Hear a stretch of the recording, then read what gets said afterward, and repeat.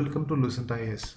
Most important MCQs on Assam with explanation video series or আজি এইটো third part ইতিমধ্যে মই part 1 and part 2 আপলোড কৰিছো এই ভিডিও লিংকৰ ডেসক্ৰিপচনত মই part 1 and part 2 লিংক দি দিম সদায় কৈ হাৰ্ডৰে মই আকৌ কম গোটেই ভিডিওটো আপোনালোকলৈকে চাব আৰু ইয়াত বিভিন্ন কোৱেশ্চনৰ আনসাৰ সমূহ যিখিনি মই এক্সপ্লেইন কৰিম নোট ডাউন কৰি লৈ যাব কাৰণ প্ৰত্যেকটো এক্সপ্লেনেশনতে দুই তিনটা বেলেগ MCQৰ আনসাৰো লুকাই থাকিব পাৰে আহক এতিয়া আমি আজিৰ ভিডিওটো আৰম্ভ কৰোঁ First question কৈছে Which one of the following agency has been associated with the irrigation schemes in the state being taken up through loan assistance from the World Bank? তলৰ কোনটো এজেন্সিয়ে World Bankৰ লোন লৈ পেলাই অসমৰ ইৰিগেশ্যন স্কিমৰ কাম কৰে ইয়াৰ answer হৈছে NABARD National Bank for Agriculture and Rural Development NABARD established হৈছিলে 1982 through NABARD Act 1981 ইয়াৰ headquarter আছে মুম্বাই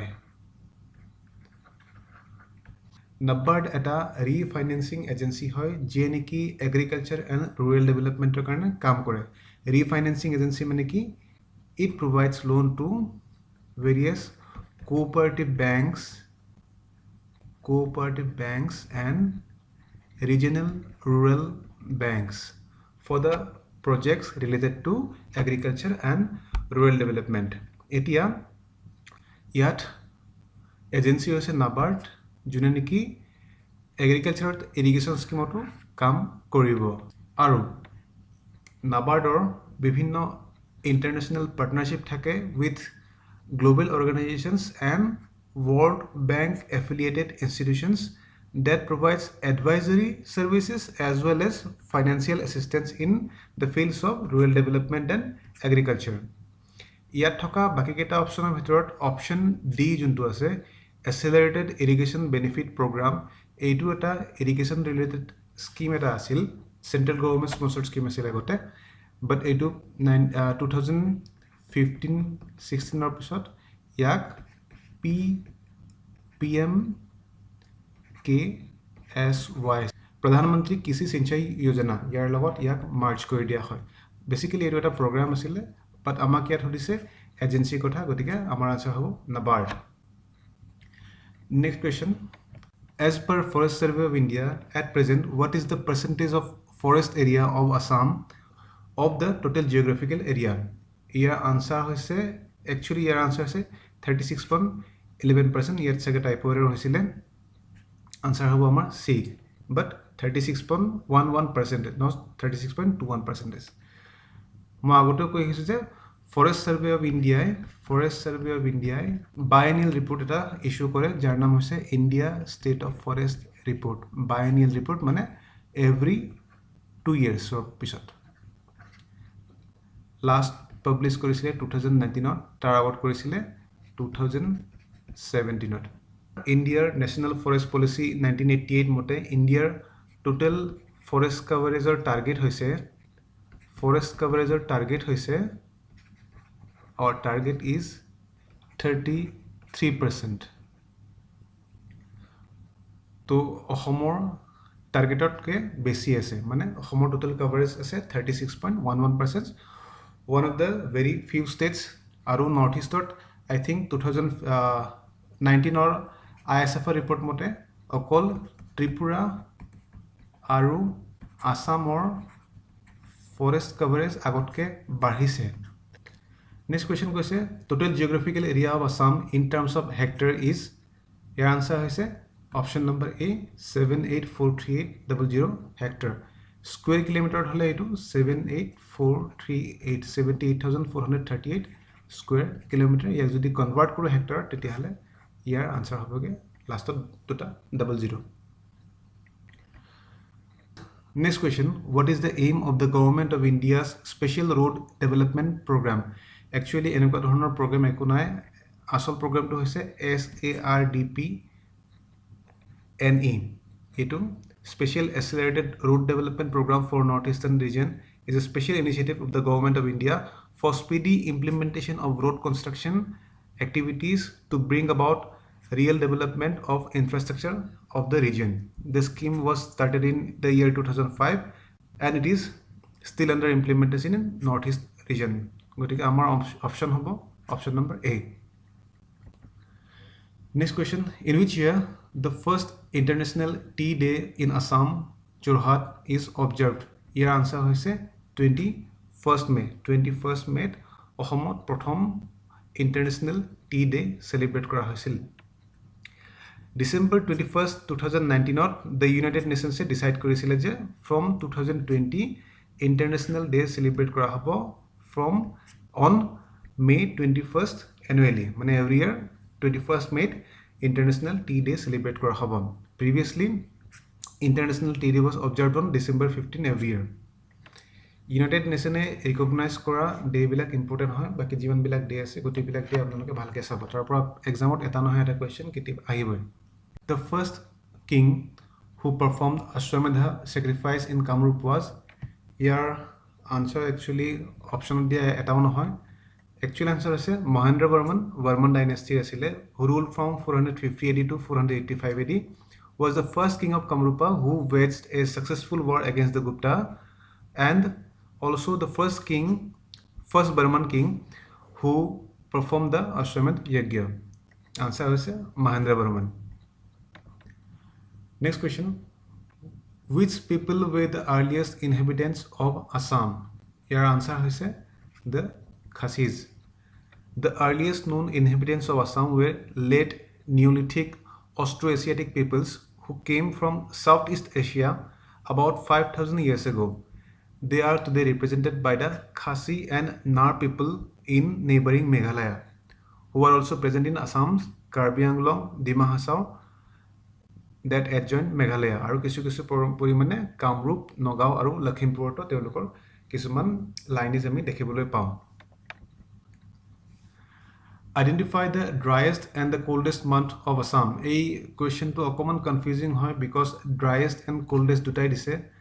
Actually অসমত January is the coldest month and December is the driest month.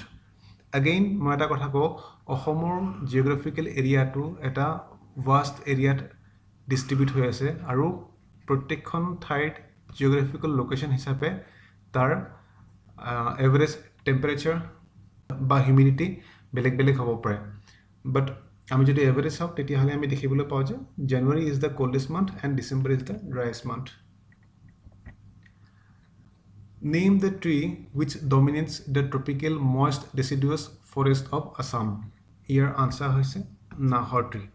Nahar tree dominates the tropical moist deciduous forest of Assam. Nahar or Indian rose chestnut, jar botanical name is Mesoferia. Ito hai Nahar fuller ekhon photo. Next question, the tree which is found in the beals and wetlands of Barak Valley and Brahmaputra Valley is, your answer is Hijal. This is the tree of Hijal. Generally riverine area bilakot dekha poa jay.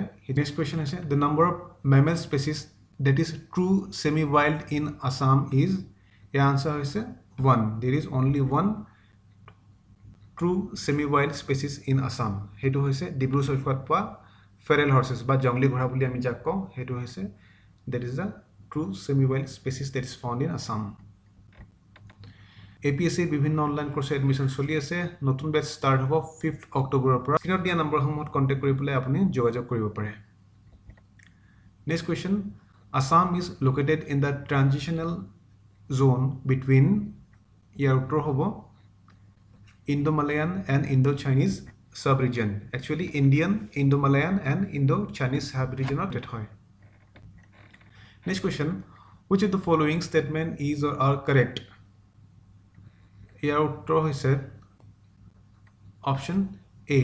Yat koise Assam is one of the better placed states in the country with respect to sex ratio. Sex ratio অসমত হয় 958 যোনটো নেকি national average হৈছে 943 তাৰ মানে national এভাৰেজতকে অসমৰ sex ৰেশিও বেছি. Sex ৰেশিও কেনেকৈ ডিফাইন কৰা হয়? নাম্বাৰ অফ ফিমেল per 1000 মেল. অসমত প্ৰত্যেক 1000 গৰাকী মেলৰ বিপৰীতে 958 গৰাকী ফিমেল আছে The Phulogiri uprising took place in the year your answer is 1861 1861 Phulogiri Nagaur Rohar osort Phulogiri ase that opium cultivation report tax increase korisile aru notun tax impose kora kotha choli asile tamul panor report and the people of Phulogiri the peasants actually they assembled in a rice mill. Rice mill was a form of protest during those days. Lieutenant Singer came to disperse the peasants, but he was beaten to death. And this was the first peasant uprising of Assam. Next question is who first surveyed the Brahmaputra during the Ahom rule? Your answer is Major Rennell. Major James Rennell was an English geographer, historian and pioneer of oceanography. He traced Brahmaputra in 1765 and he was the first to hail that Changpu and Brahmaputra are the same river and it originates beyond the Bhutan hills.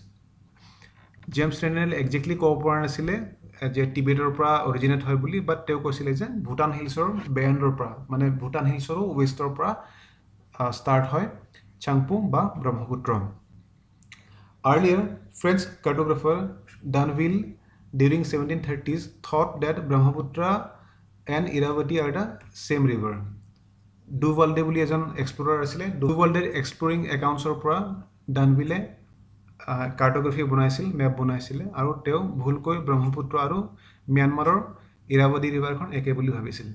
Next question: the endangered bird species that are found in Assam are It answer is Bengal florican and white-winged wood duck. Bengal florican actually IUCN red listed. It is listed as critically endangered and white-winged wood duck it is listed as endangered. IUCN red list. International Union for Conservation of Nature teoloke red list publish kore duita bird homot poa jay Bengal florican ami Kaziranga dekhibole pao aru white winged wood duck is the state bird of Assam. The aims of Assam project on forest and biodiversity conservation are to restore forest ecosystems, to enhance the livelihood of the forest dependent communities, to ensure conservation and sustainable use of biodiversity, to provide financial assistance to the forest communities. Which statement above is or are not correct? Not correct hodise. Amar kontu statement correct nahoy hodise. Here gotiketa statement 1, 2 and 3 gotiketa correct hoy. Only wrong statement here is statement number 4. Financial assistance dia nahoy forest community. Gotike amar answer hobo option C. Next question hoise the main rivers that flow through Kaziranga National Park are Here answer is option number B. Brahmaputra, Difulu, Mora Difulu and Mora Dhansiri. A map kon chale bhalke gom pabo. This is the Mora Difulu river. This is the Difulu river and this is the Mora Dhansiri river. And of course Brahmaputra to ase towards the north.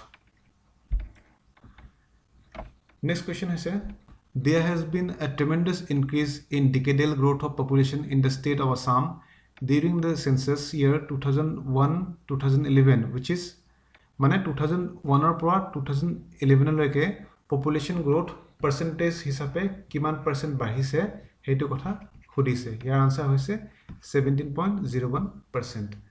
Ohomot 2001 or 2011 loike population percentage 17.01% bahise. So thank you. A2 asil part 3 of the video lecture series. Ako next part of my ako kita man MCQ loi pelai ahim. Jodi apnaloke video to bhal paise tene like koribo, share koribo aru amar channel to subscribe koribo karone napaharibo. Dhanyabad.